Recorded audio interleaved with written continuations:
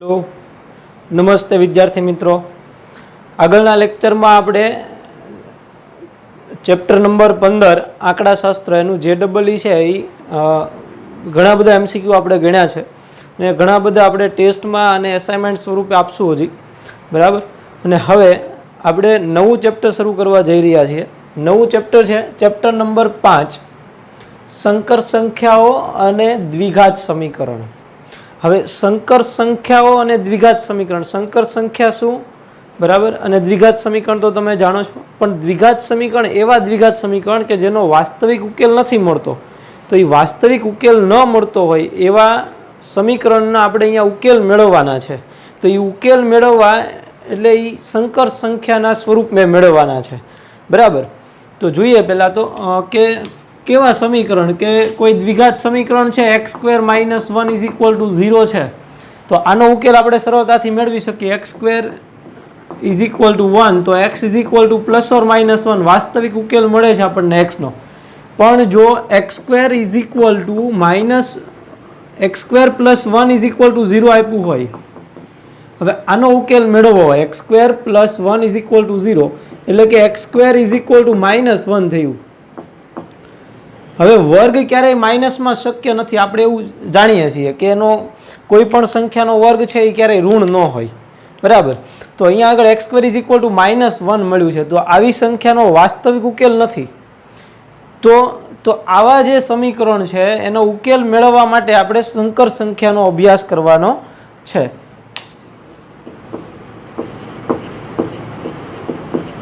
तो संकर संख्याओ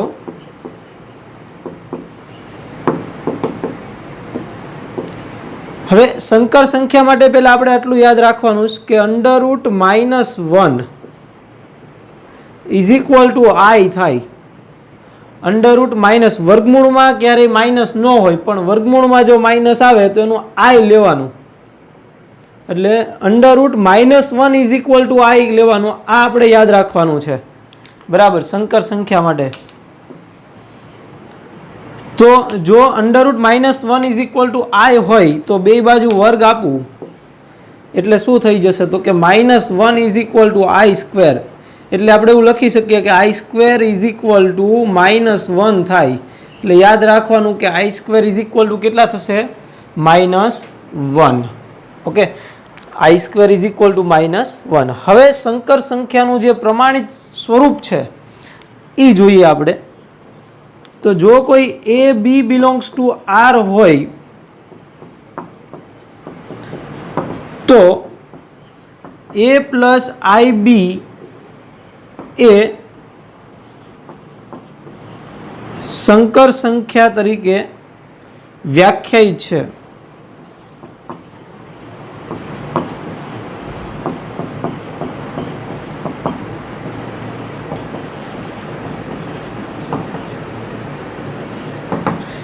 એટલે કે આ સંકર સંખ્યાનું પ્રમાણિત સ્વરૂપ છે a + ib। યાદ રાખવાનું કે a અને b છે એ કેવા છે વાસ્તવિક સંખ્યા છે, બિલોંગ્સ ટુ r। તો a + ib એ સંકર સંખ્યા તરીકે વ્યાખ્યાયિત, એટલે કે a + ib છે એ સંકર સંખ્યાનું એક સ્વરૂપ છે બરાબર। તો અહીંયા આગળ a એટલે શું અને b એટલે શું એની વાત કરીએ। संकर संख्या ने आपणे z वडे दर्शावशुं। z = a + ib मां a ए संकर संख्यानो वास्तविक भाग, एने वास्तविक भाग कहेवाय। a ए z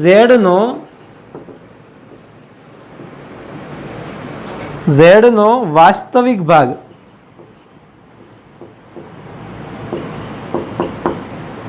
वास्तविक एटले इमेजनरी, तो इमेजनरी ने आपणे लखशुं IMF a वास्तविक भाग छे।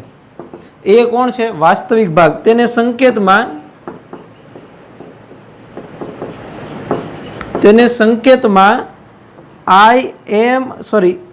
रियल पार्ट, वास्तविक भाग एटले रियल पार्ट एटले RE वडे दर्शावाय। RE વાસ્તવિક ભાગ રિયલ પાર્ટ ઓફ ઝેડ. કોનો વાસ્તવિક ભાગ? ઝેડ નો. કોણ છે? એ. એટલે real part of Z is equal to A. એટલે એ કોણ છે? વાસ્તવિક ભાગ છે. એ જ રીતે બી જોઈએ તો Z is equal to A plus I B માં બી એ ઝેડ નો કાલ્પનિક ભાગ. કોણ છે? કાલ્પનિક ભાગ છે. હવે કાલ્પનિક ભાગને તેમને સંકેતમાં imaginary part of Z I M of Z વડે દર્શાવાય is equal to B. I M of Z એટલે કે ઇમેજનરી કાલ્પનિક ભાગ. બરાબર. જો ભાગ લેવાનો આવે વાસ્તવિક ભાગ એટલે એ વાસ્તવિક ભાગ છે અને આઈ નો જે સહગુણક હોય આઈ નો સહગુણક એ પ્લસ આઈ બી એમાં આઈ નો સહગુણક જે છે એને કાલ્પનિક ભાગ કહેવાય. શું કહેવાય? કાલ્પનિક ભાગ. હવે વાસ્તવિક સંખ્યા અને કાલ્પનિક સંખ્યા એ બે વસ્તુ અલગ છે. પાછી આ ભાગ છે જુઓ, એને શું કહેવાય? વાસ્તવિક ભાગ અને બી ને કાલ્પનિક ભાગ. પણ જો આમ આપેલું હોય z ઇઝ ઇક્વલ ટુ એ, ખાલી z ઇઝ ઇક્વલ ટુ એ આપ્યું હોય સંકર સંખ્યા, તો એ વાસ્તવિક સંખ્યા છે. કેવી છે? વાસ્તવિક સંખ્યા દર્શાવે. એ તો આપણે જાણીએ છીએ. પણ જો આમ આપેલું હોય z ઇઝ ઇક્વલ ટુ આઈ બી, એટલે અહીંયા આગળ બી 0 હતો, અહીંયા આગળ એ 0 છે. બરાબર. વાસ્તવિક ભાગ જો કાલ્પનિક ભાગ 0 હોય તો એને વાસ્તવિક સંખ્યા કહેવાય, અને જો વાસ્તવિક ભાગ 0 હોય એટલે કે એ બરાબર 0 છે એટલે z ઇઝ ઇક્વલ ટુ આઈ બી, તો z ઇઝ ઇક્વલ ટુ આઈ બી આપેલું હોય તો એને શુદ્ધ કાલ્પનિક સંખ્યા કહેવાય. શું કહેવાય? શુદ્ધ કાલ્પનિક સંખ્યા. જો સંખ્યા અને ભાગ અલગ છે. ભાગ હોય ઇમેજનરી કાલ્પનિક ભાગ, એમાં ખાલી બી એટલે કે આઈ નો સહગુણક લેવાનો છે. પણ આઈ સાથે લ્યો તમે આઈ બી તો એને શુદ્ધ કાલ્પનિક સંખ્યા કહેવાય. બરાબર. z ઇઝ ઇક્વલ ટુ આઈ બી એટલે શુદ્ધ કાલ્પનિક સંખ્યા, અને ખાલી બી હોય, બી લઈએ ખાલી તો એ ઇમેજનરી પાર્ટ થઈ જાય એટલે કાલ્પનિક ભાગ થઈ જાય. ઓકે. તો z is equal to A plus I B એ સંકર સંખ્યાનું પ્રમાણિત સ્વરૂપ છે. તો અહીંયા આગળ અલગ અલગ સ્વરૂપે આપેલું એને આપણે પ્રમાણિત સ્વરૂપે લઈ આવવાનું, એટલે એ સંકર સંખ્યાના સ્વરૂપમાં લાવવાનું. બરાબર. જો આપણે દ્વિઘાત સમીકરણ એ એક્સ સ્ક્વેર પ્લસ બી એક્સ પ્લસ સી બરાબર 0 છે, આનો ઉકેલ મેળવવા માટે આપણે ક્યાં જઈએ છીએ? તો કે x is equal to minus B plus or minus under root B square minus 4ac by 2a. આ સૂત્રનો ઉપયોગ કરીએ બીજનો. જ્યારે દ્વિઘાત સમીકરણ છે એના ભાગ ન પડતા હોય ત્યારે આપણે minus B plus or minus under root B square minus 4ac upon 2a. પણ જો એમાં અંડર રૂટનો ભાગ જે છે D is equal to B square minus 4ac એ કેવો હોય? ગ્રેટર દેન 0 હોય તો એનો વાસ્તવિક ઉકેલ છે એ શક્ય નથી. 0 કરતાં નાનું એટલે ઋણ હોય તો એનો વાસ્તવિક ઉકેલ છે એ શક્ય નથી. તો એ વાસ્તવિક ઉકેલ શક્ય ન હોય ત્યારે આપણે કાલ્પનિક ઉકેલમાં જવાનું. એટલે કે આઈ અંડર રૂટમાં જે માઇનસ હોય એ -1 ઇઝ ઇક્વલ ટુ આઈ લઈ લેવાનું. બરાબર. તો આવા જે દ્વિઘાત સમીકરણ છે એનો ઉકેલ મેળવવા માટે આપણે સંકર સંખ્યાનો ઉપયોગ કરવાનો છે. ફરીવાર સંકર સંખ્યા એમાં under root -1 is equal to I યાદ રાખજો, એટલે કે I square is equal to -1 થાય. તો એનું પ્રમાણિત સ્વરૂપ છે સંકર સંખ્યાનું એ પ્લસ આઈ બી. બરાબર. એમાં એ જે છે એને રિયલ પાર્ટ એટલે કે વાસ્તવિક ભાગ આર ઈ ઓફ ઝેડ વડે દર્શાવાય, અને બી જે છે આઈનો સહગુણક બી એને ઇમેજનરી પાર્ટ એટલે કે કાલ્પનિક ભાગ વડે દર્શાવાય, ઇમેજનરી પાર્ટ ઓફ ઝેડ વડે દર્શાવાય. બરાબર. હવે આપણે સંકર સંખ્યાની કેટલીક બેઝિક ક્રિયાઓ જોઈએ. એમાં પેલું સમાનતા જોઈએ. સંકર સંખ્યાઓની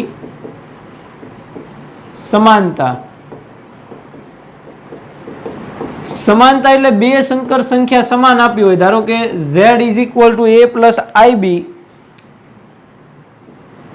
z1, બે સંકર સંખ્યા લેવાની છે એટલે આપણે z1 z2 લેશું. તો z1 is equal two a plus ib હોય અને z2 is equal two c plus id હોય અને z1 is equal two z2 હોય, એટલે કે સમાનતા આપેલી હોય, z1 is equal two z2 હોય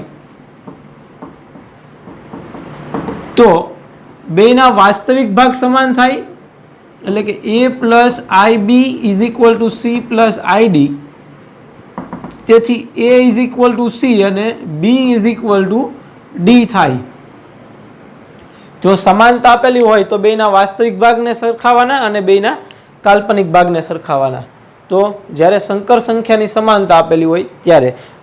બીજી બેઝિક ક્રિયાઓ જે છે સરવાળો, બાદબાકી, ગુણાકાર અને ભાગાકાર, એના વિશે વાત કરીએ. તો પેલા સંકર સંખ્યાઓનો સરવાળો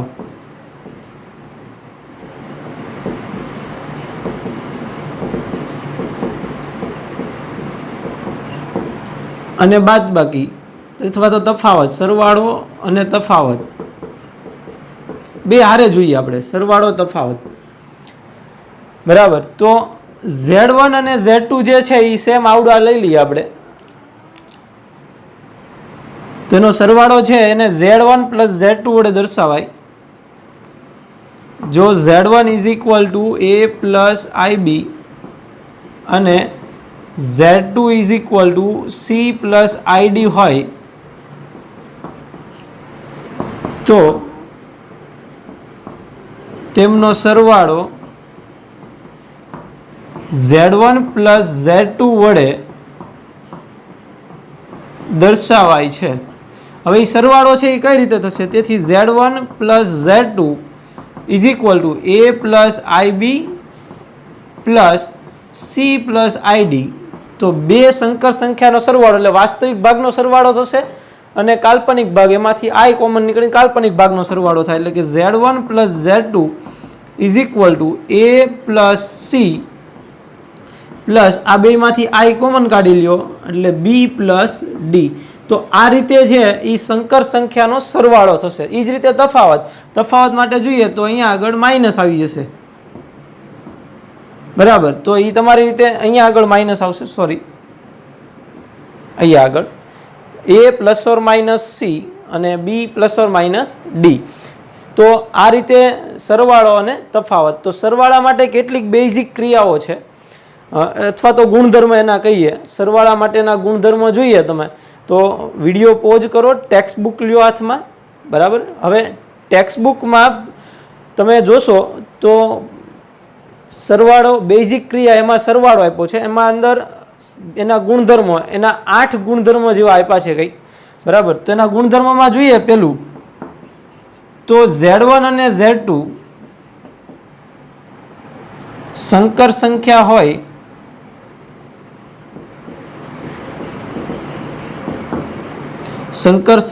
હોય અને z1 પ્લસ z2 પણ સંકર સંખ્યા મળે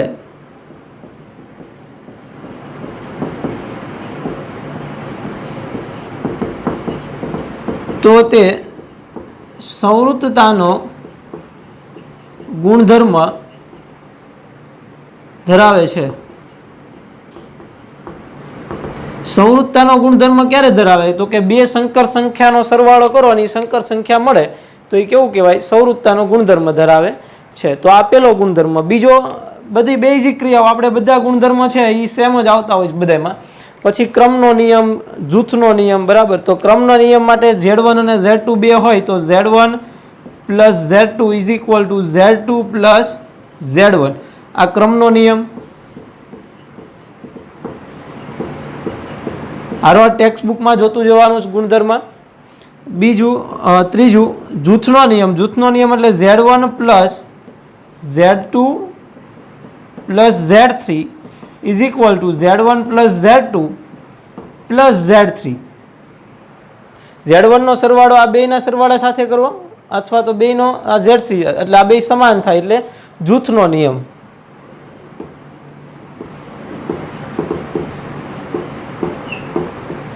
બરાબર. પછી સરવાળા માટે તટસ્થ ઘટક. તટસ્થ ઘટકનું અસ્તિત્વ એટલે કે સરવાળા માટે તટસ્થ કોણ છે? તો કે એવી સંખ્યા કે જેનો સરવાળો છે એ કોઈ એવી સંખ્યા સાથે કરો તો એ સંખ્યા પોતે મળે. એટલે કે ઝેડનો સરવાળો એવી સંખ્યા સાથે કરું કે ઝેડ પોતે મળે તો એ તટસ્થ થયો. તો એવી કઈ સંખ્યા? તો કે શૂન્ય. તો ઝેડ ઇઝ ઇક્વલ ટુ 0 એ કેવી છે? સંકર સંખ્યા માટે તટસ્થ ઘટક છે. એટલે Z plus 0 is equal to Z થાય તો સરવાળા માટે તટસ્થ કોણ થયું? 0. તેથી સરવાળા માટે તટસ્થ ઘટક અથવા તો તટસ્થ સંખ્યા 0 છે. કોણ છે? 0. પછી વ્યસ્ત અથવા વિરોધી. હવે અહીંયા આગળ સરવાળો છે એટલે ઓબ્વિયસલી વિરોધી જોવાનું હોય. તો ઝેડ છે એનું વિરોધી કોણ હોય? તો કે માઇનસ ઝેડ. બરાબર. ઝેડ પ્લસ ઝેડ વિરોધી ક્યારે કહેવાય? તો કે જ્યારે બે સંખ્યાનો સરવાળો 0 થતો હોય. એટલે Z plus minus Z is equal to 0 થાય. તેથી માઇનસ ઝેડ એ ઝેડનો વિરોધી ઘટક છે. કેવો ઘટક છે? વિરોધી અથવા તો વ્યસ્ત ઘટક પણ એમાં કહી શકાય. બરાબર. તો આ હતા એના ગુણધર્મ. હજી ગુણધર્મ વધારે આપ્યા છે. બરાબર. એ તમે જોઈ શકો ટેક્સ્ટ બુકમાં. એમાં કાંઈ ખાસ છે નહીં. આ મહત્વના જે ગુણધર્મ હતા એ મેં વાત કરી. પછી છે એ અદિશ વડે સરવાળોની વાત થાય કે આલ્ફા છે એ કોઈ એવી વાસ્તવિક સંખ્યા છે એનો સરવાળો કરવો હોય Z1 પ્લસ Z2 તો alpha Z1 plus alpha Z2 આ બધી એની બેઝિક ક્રિયાઓ છે ગુણધર્મ સરવાળા માટેના. બરાબર. તો આ રીતે આગળ એના ગુણધર્મ જોવો ન સમજાય તો મારો સંપર્ક કરજો. ઓકે. નેક્સ્ટ ગુણધર્મ નેક્સ્ટ બેઝિક ક્રિયા જોઈએ. પહેલા આપણે જોઈ સમાનતા, સરવાળો, તફાવત. હવે જોઈએ ગુણાકાર અને ભાગાકાર. ચલો એના પછીની ક્રિયા જે છે એ ગુણાકાર છે.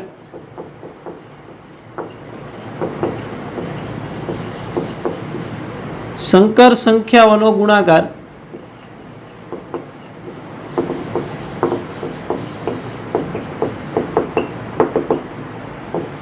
તો બે સંકર સંખ્યાનો ગુણાકાર છે એ કઈ રીતે થાય એ જોઈએ આપણે.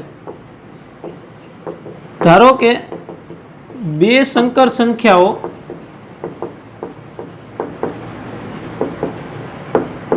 Z1 is equal two A plus IB અને Z2 is equal two C plus ID છે. આ બે સંકર સંખ્યાઓ છે તો એનો ગુણાકાર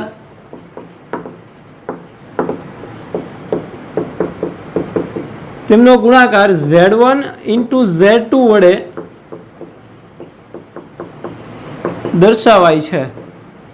તો જોઈએ આપણે ગુણાકાર કઈ રીતે થશે. એટલે કે Z1 into Z2 is equal two A plus IB into C plus ID.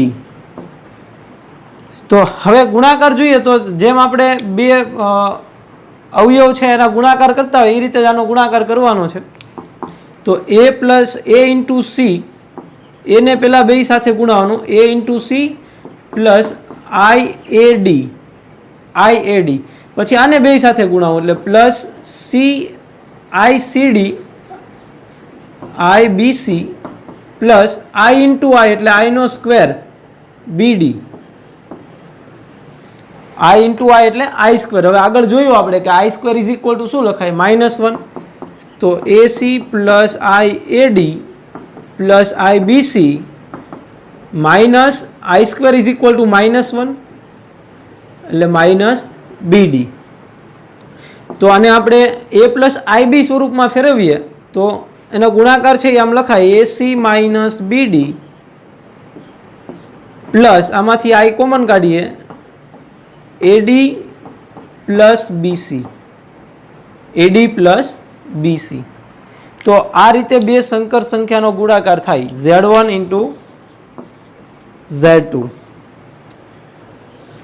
બરાબર. હવે એના ગુણધર્મો જોઈએ તો પેલો ગુણધર્મ સંવૃત્તાનો ગુણધર્મ કે જો Z1 અને Z2 બે છે એ સંકર સંખ્યા હોય ને એનો ગુણાકાર પણ કેવું મળે, સંકર સંખ્યા મળી A પ્લસ IB સ્વરૂપ.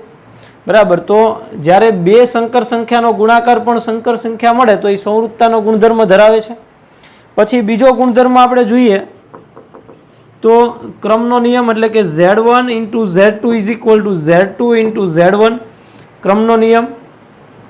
ત્રીજો ગુણધર્મ ક્રમનો નિયમ Z1 Z2 Z3 is equal to Z1 Z2 into Z3 એટલે જૂથનો નિયમ, ક્રમનો નિયમ. આ છે જૂથનો નિયમ. આ બધા ગુણધર્મો છે. પછી ચોથું જોઈએ તો ગુણાકાર માટે તટસ્થ. હવે ગુણાકાર માટે તટસ્થ એટલે એવી ઝેડનો એવી સંખ્યા સાથે ગુણાકાર કરો, સંકર સંખ્યાનો ગુણાકાર એવી સંકર સંખ્યા સાથે કરો કે એ સંકર સંખ્યા પોતે મળે એટલે ઝેડ પોતે મળે.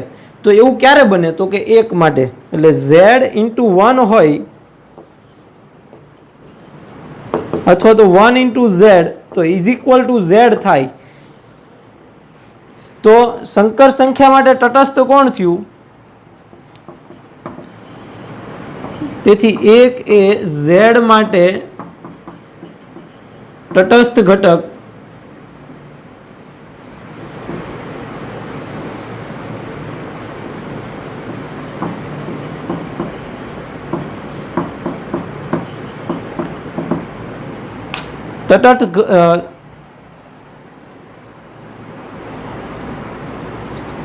બરાબર. તો 1 એ ઝેડ માટે કોણ છે? તટસ્થ ઘટક. હવે એના પછી જોઈએ તો વ્યસ્ત ઘટક. ગુણાકાર છે તો એનો વ્યસ્ત એટલે ભાગાકાર. તો ઝેડ નો વ્યસ્ત કોણ થાય? 1/z અથવા તો ઝેડ ઇનવર્સ.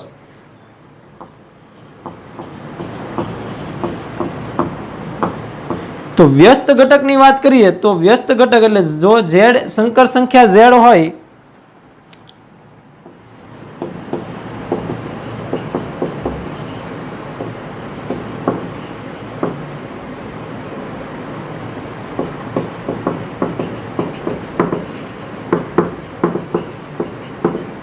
તો તેનો વ્યસ્ત ઘટક Z inverse is equal two 1/z થશે. હવે 1/z લખું તો આમ લખાય 1/z inverse is equal two 1/z is equal two 1/a plus IB થાય. 1/a plus IB. હવે 1 છેદમાં a પ્લસ IB આવ્યું પણ આપણું સંકર સંખ્યાનું પ્રમાણિત સ્વરૂપ તો કયું છે? a plus IB.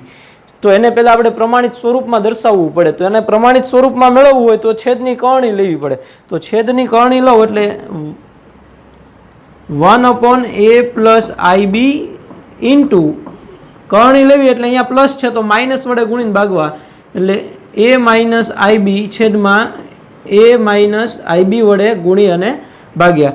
તો a પ્લસ IB સ્વરૂપમાં ફેરવવું ફરજિયાત છે. સંકર સંખ્યાના પ્રમાણિત સ્વરૂપમાં લાવવું પડે.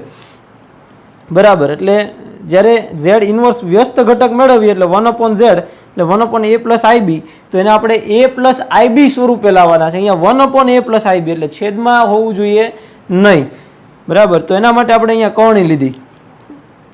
તો Z ઇનવર્સ એટલે કે વ્યસ્ત ઘટક ઇઝ ઇક્વલ ટુ તો અહીંયા જોઈએ તો a માઇનસ IB છેદમાં આ બેનો ગુણાકાર કરવાનો છે.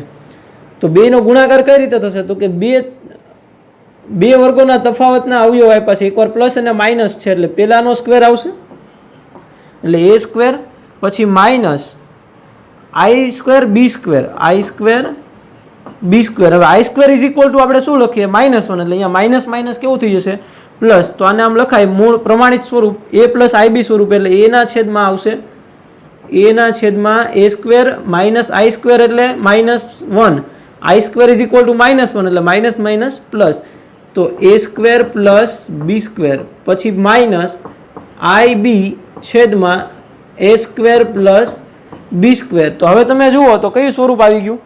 એ પ્લસ આઈ બી સ્વરૂપ, એનું પ્રમાણિત સ્વરૂપ છે સંકર સંખ્યાનું. તો અહીંયા આગળ ઝેડ જે છે એ plus I B, Z A plus I બી એનો વ્યસ્ત એટલે કે ઝેડ ઇનવર્સ એ શું મળશે આપણને?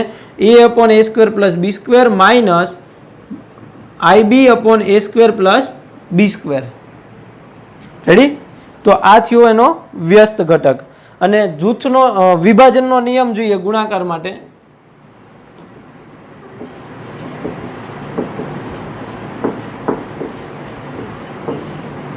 તો વિભાજનનો નિયમ કઈ રીતે છે? તો કે Z1 into Z1 plus Z2 plus Z3. તો આનું વિભાજન કઈ રીતે થશે? તો કે બે સાથે ગુણાવી દો, એ વિભાજન Z1 Z2 plus Z1 Z3. પછી જો વાહે આમ આપ્યું હોય કે Z1 plus Z2 into Z3, તો Z3 ને બે સાથે ગુણાવો એટલે Z1 Z3 plus Z2 Z3. તો આ વિભાજનના નિયમ છે ગુણાકાર માટે. રેડી? એના પછીનો ક્રિયા છે ભાગાકાર.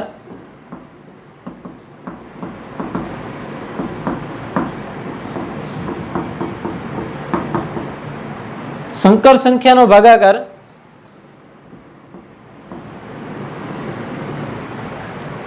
તો એનો ભાગાકાર છે એ કઈ રીતે છે? તો ધારો કે બે સંકર સંખ્યા છે,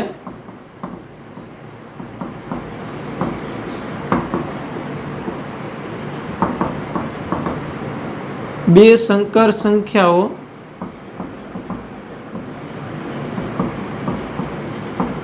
તથા Z2 જે છે Z2 એ શૂન્યતર છે એટલે કે શૂન્ય સિવાયની.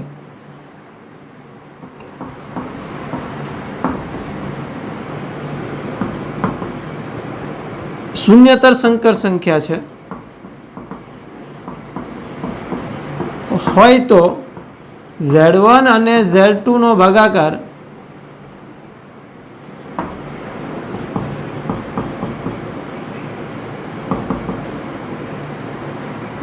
Z1 અપોન Z2 વડે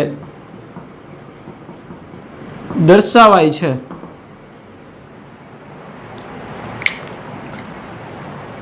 Z1 અપોન Z2 વડે. હવે Z2 ને શૂન્યતર એટલા માટે કેમ કે એ છેદમાં છે, છેદમાં ક્યારેય 0 ન થવું જોઈએ એટલે એને શૂન્યતર લેવું પડે. એટલે Z1 અપોન Z2, Z2 કેવું છે? શૂન્યતર.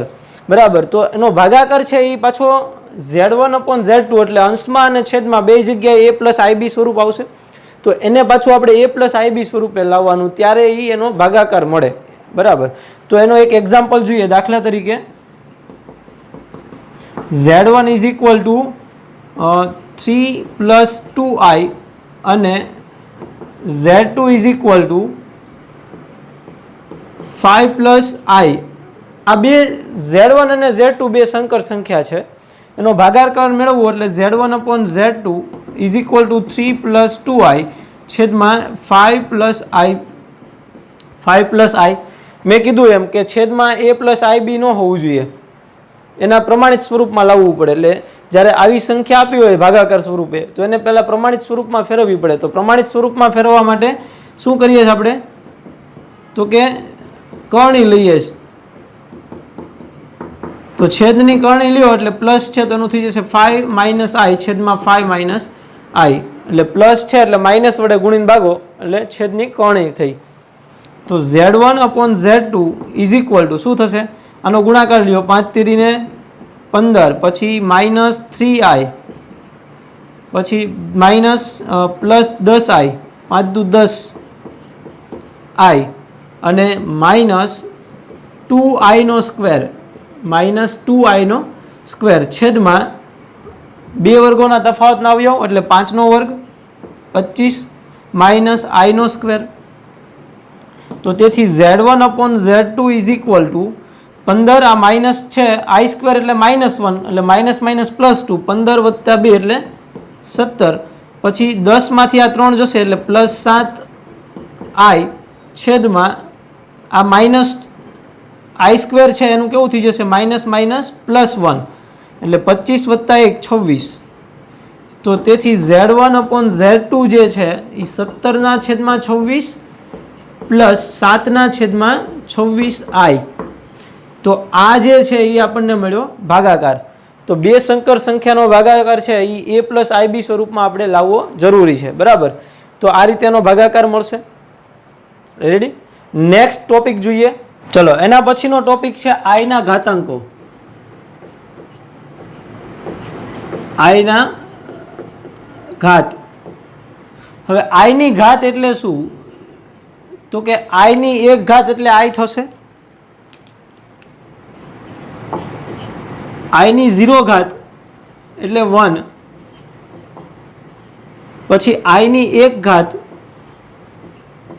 એટલે i પછી i નો સ્ક્વેર એટલે આપણે શું લખીએ -1 આગળ ભણી ગયા કે યાદ રાખવાનું i² = -1 બરાબર પછી i નો ઘન i ઘન એટલે i² * i લખાય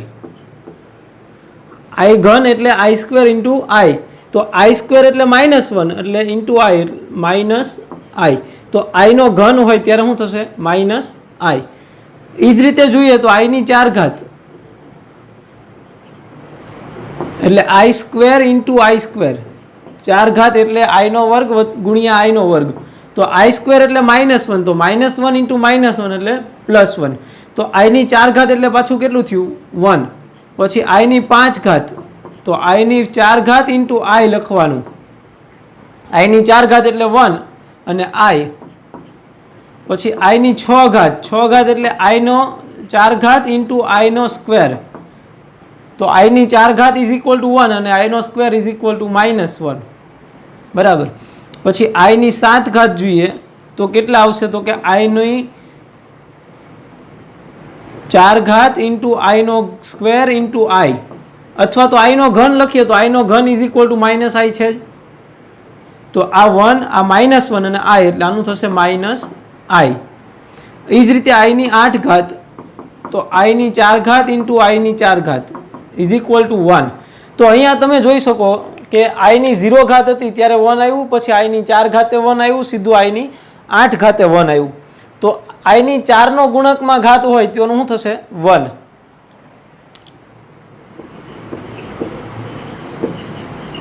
ઉપર મુજબ જોઈએ તો i ની 4k એટલે i ની ઘાતમાં જો 4 નો ગુણક હોય i⁴k તો એનું હંમેશા 1 થાય પછી i⁴k + 1 હોય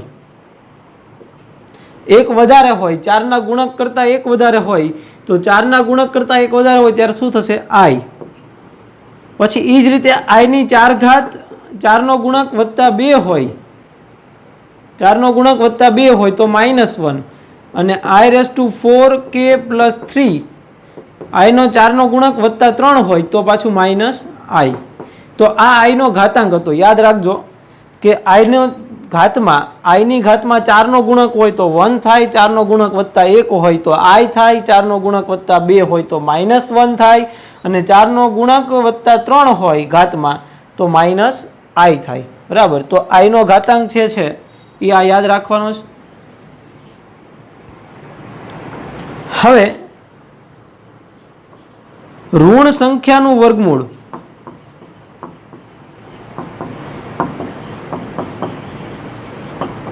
ઋણ સંખ્યાનું વર્ગમૂળ એટલે એ આપણે જે i જોઈએ છે એ જ થશે કે જો અંડરરૂટમાં -3 હોય વર્ગમૂળમાં -3 તો એનું વર્ગમૂળ કેટલું થાય તો કે અંડરરૂટ -1 * 3 કહેવાય -1 * 3 હવે -1 એટલે આપણે જાણીએ -1 એટલે કેટલા થાય તો કે i², -1 = i² એટલે અહીંયા લખાય અંડરરૂટ 3i નો સ્ક્વેર તો એનું વર્ગમૂળ થશે √3 * i તો આ થયું ઋણ સંખ્યાનું વર્ગમૂળ ધારો કે આમ આપ્યું હોય -16 તો 16 નું વર્ગમૂળ આપણે 4 જાણીએ છીએ પણ આગળ માઇનસ છે એટલે એને લખવું પડે 1 × 16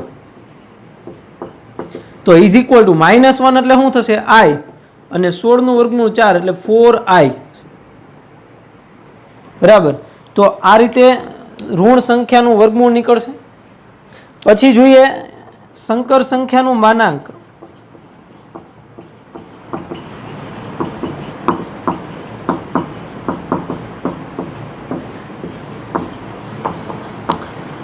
જો z is equal two a plus IB હોય તો z નો માનાંક મોડ z વડે દર્શાવાય.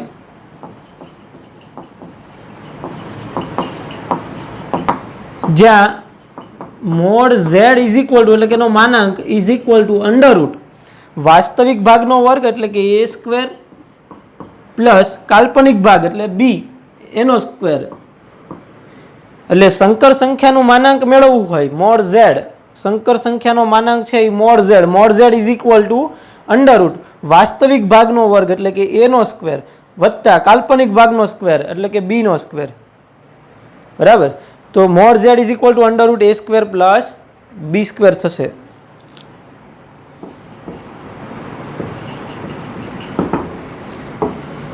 હવે અનુબદ્ધ સંખ્યા જોઈએ એની પહેલા માનાંકના ગુણધર્મો જોઈએ.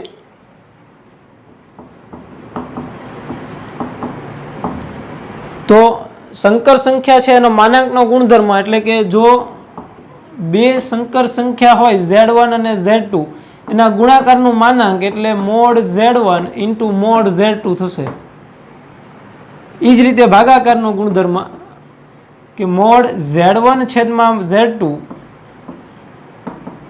આ બધા ગુણધર્મ યાદ રાખવા એનો ઉપયોગ આવશે કે મોડ z1 z2 હોય તો એનું mode z1 into mode z2 થશે. પછી મોડ z1 અપોન z2 હોય તો એનું થશે મોડ z1 છેદમાં mode z2.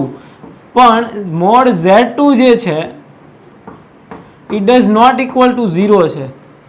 z2 does not equal to 0 બરાબર. કેમ કે છેદ છે એ શૂન્ય ન થવો તો અવ્યાખ્યાયિત થઈ જાય એટલા માટે બરાબર. એના પછી છે સંકર સંખ્યા અનુબદ્ધ સંકર સંખ્યા.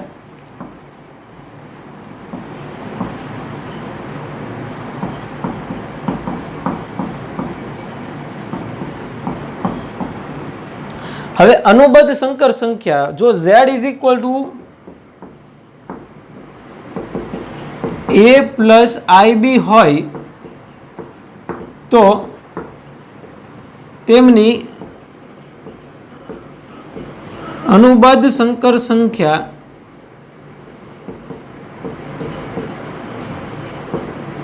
z બાર વડે દર્શાવાય. z bar is equal two a minus IB થશે. z bar is equal two a minus IB. અનુબદ્ધ ને બાર વડે દર્શાવાય z બાર ઉપર લીટો કરવાનો z બાર. હવે અનુબદ્ધમાં કેવું હોય તો કે કાલ્પનિક ભાગ જે છે એટલે કે I નો સહગુણક જો પ્લસ હોય તો માઇનસ થાય અને માઇનસ હોય તો પ્લસ થાય. વાસ્તવિક ભાગમાં કાંઈ ફેર પડશે નહીં બરાબર. I નો સહગુણક ઓનલી યાદ રાખજો કે અનુબદ્ધ સંકર સંખ્યા એટલે જે સંકર સંખ્યા આપી હોય એની અનુબદ્ધ સંકર સંખ્યા એટલે I નો સહગુણક જો પ્લસ હોય તો માઇનસ લેવો અને માઇનસ હોય તો પ્લસ લેવો બરાબર.